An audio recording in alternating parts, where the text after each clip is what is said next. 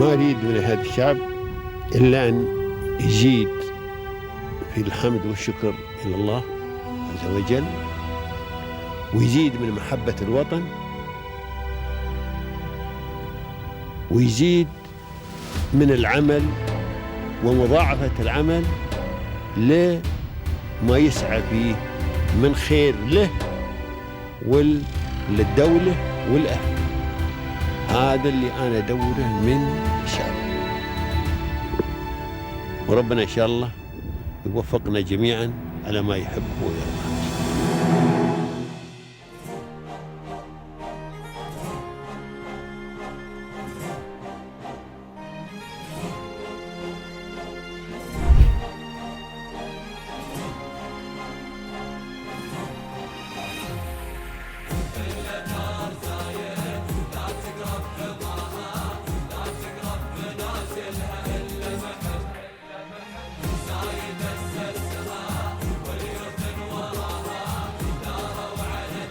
My message is very simple. We operate in Australia, we operate in the UK, we operate obviously Oman, UAE, and entering the African continent. And there is no place where the ease of conducting business is similar to where we are today in the UAE. So the message is we love the fact that our voices are being heard, and the platform that's being set up is very solid. It's for the foreseeable future, but long-term strategies.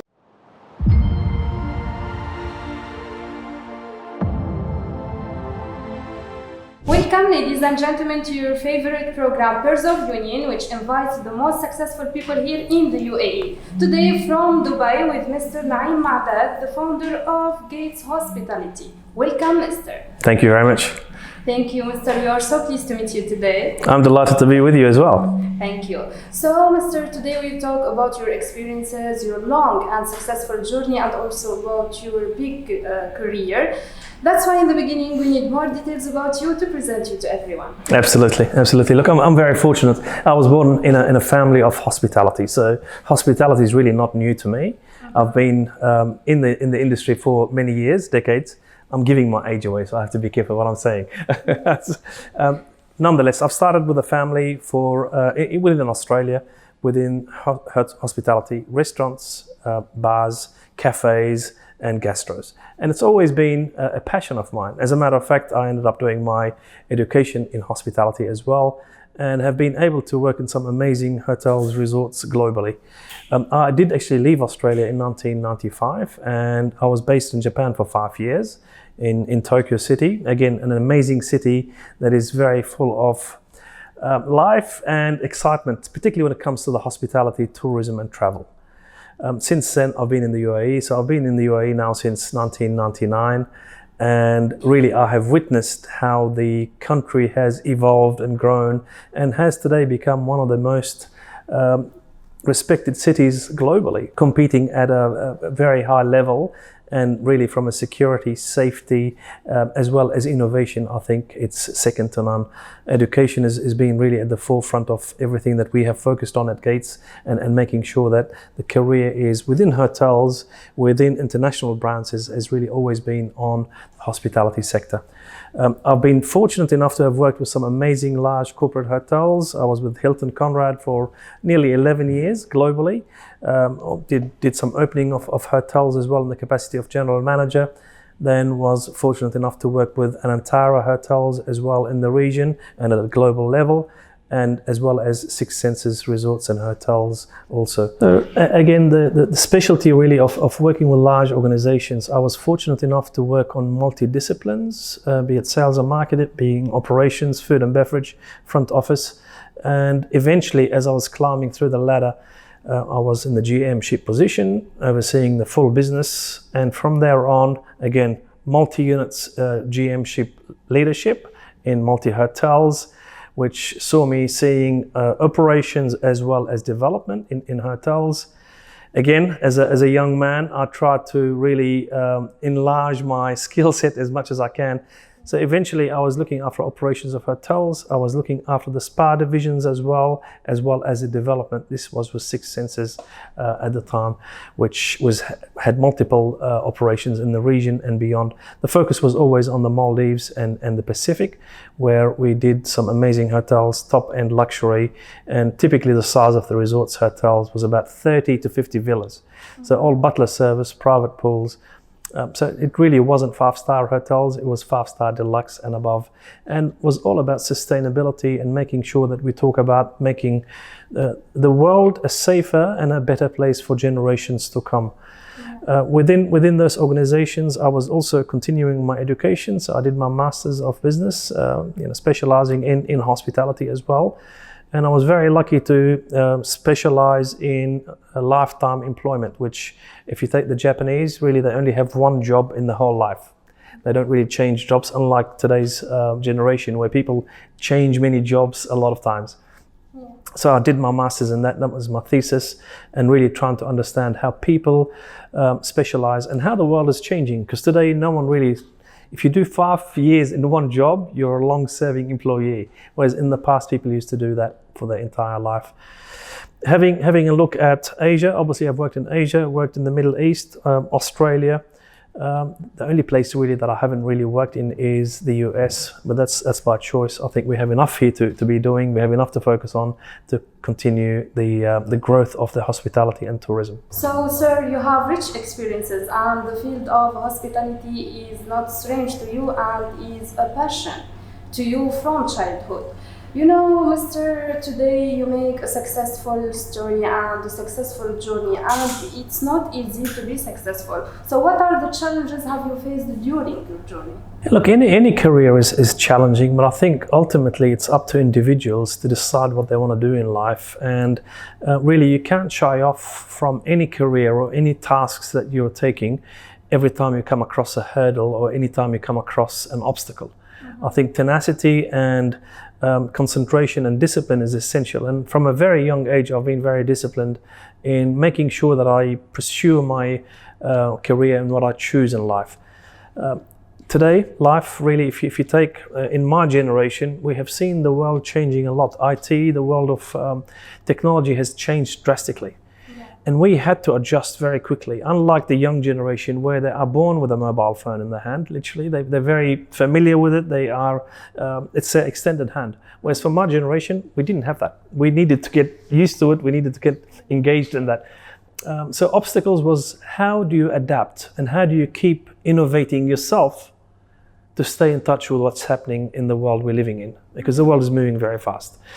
Equally as essential, I think the other obstacle is working with multiple cultures. You know, when you travel from one country to another, I think what's very essential is to make sure that you adapt, and you can't just stay focused on only work. You need to adapt, understand the culture, embrace where you are living, and try and learn, because the minute you try and understand how people around you are thinking, it's a lot easier to be absorbed and welcomed. Not forgetting that when I was doing a lot of this travel, I was actually very young. So a lot of people asked and questioned my ability and my experience, because I was, when I was in Japan, you know, my department heads would have been the age of my father. So I was leading a very old team, and for you to succeed, I think it's about maturity, it's about tenacity, and making sure that your education supports really what your career is.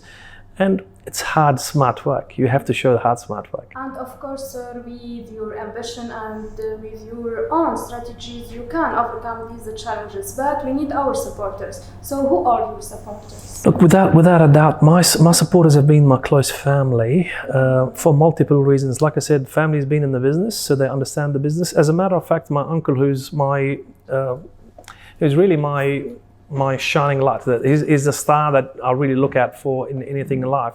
He's often tried to tell me not to do hospitality because of the long hours, the hard work, and the commitment that you need to give to the industry. If you take hotels, they don't close. There's no main door. The door is open 24/7. So they tried, you know, the families tried to steer me away. As a matter of fact, I was doing economics. I was in my second year of economics. And I thought to myself, I'm not a politician, I can't do this. I packed up everything and I left the theatre and I went back to hospitality, because as you rightly say, it's a passion, it's a lifestyle, and you either love it or you don't.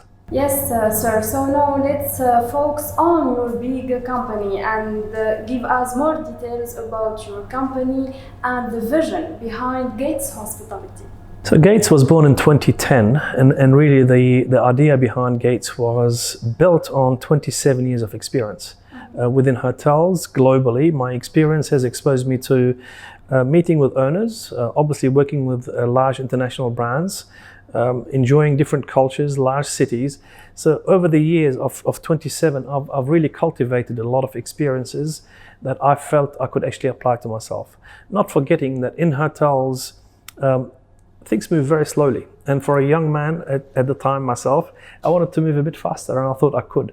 So the company was built based on those principles. And the company 4 brand pillars are innovate, engage, belong, enrich. And really, if you take these 4, they are a cultivation of what my experience has been built on, and they are really all the foundations of the experiences that I have encountered along my journey in life.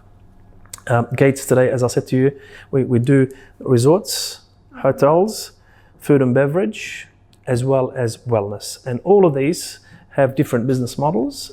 Some have full investment, some have operations only, some have advisory.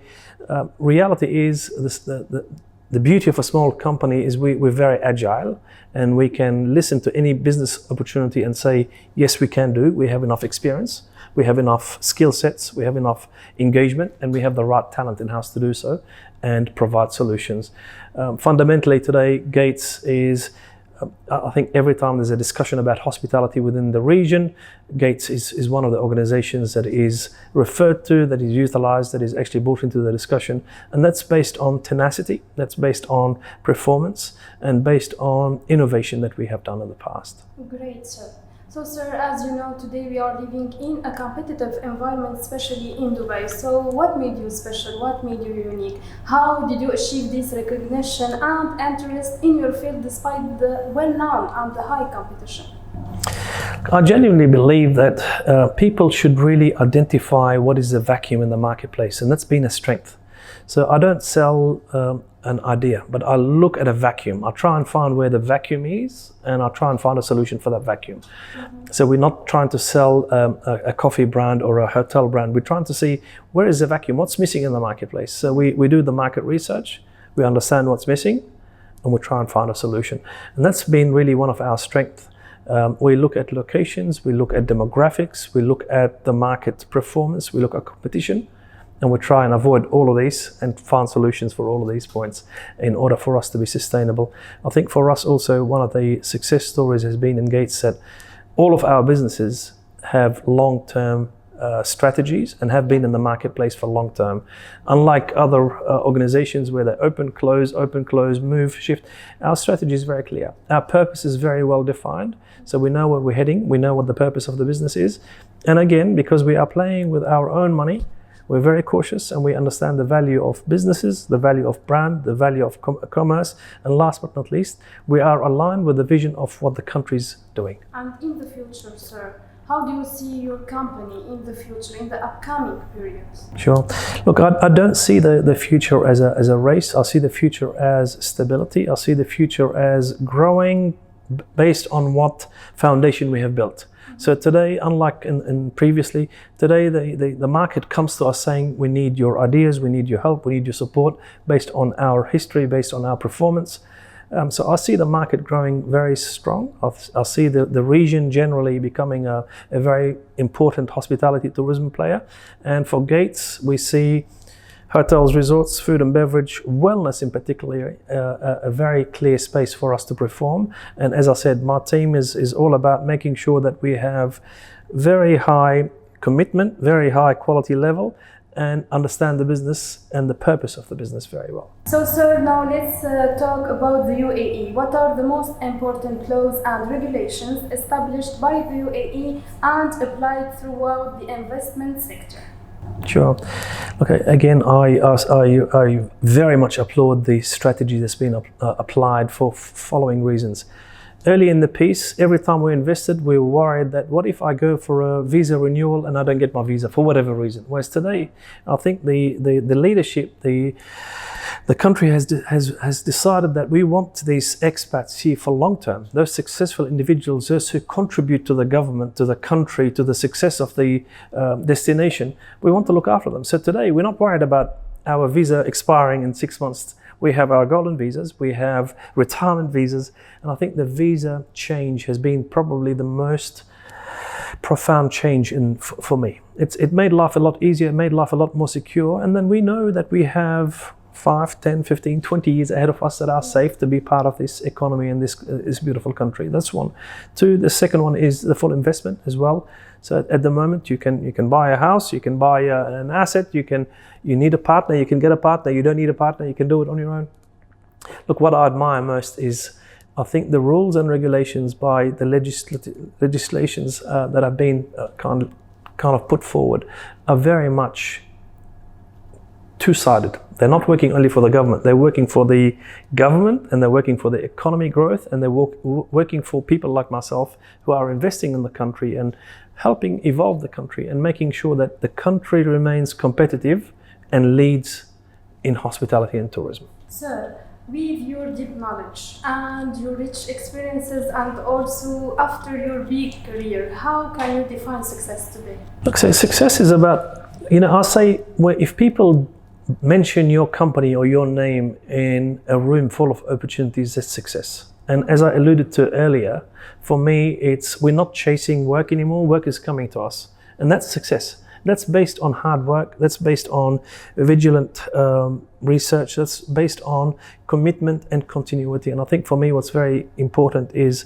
consistency. You can't, in any business, you can't be excellent one day and then average the next. You need to be finding your continuity, your consistency, and deliver. So success is about making sure that the organization is successful and humans contribute to that success. Sir, as you know, lots of people from audience, they are new generations and they see from your story something special inspired them. So what is your advice to the new generation? Honestly, look, I worry about the industry for the following reasons. Our industry is very challenging because it's long hours. People are usually standing on their feet.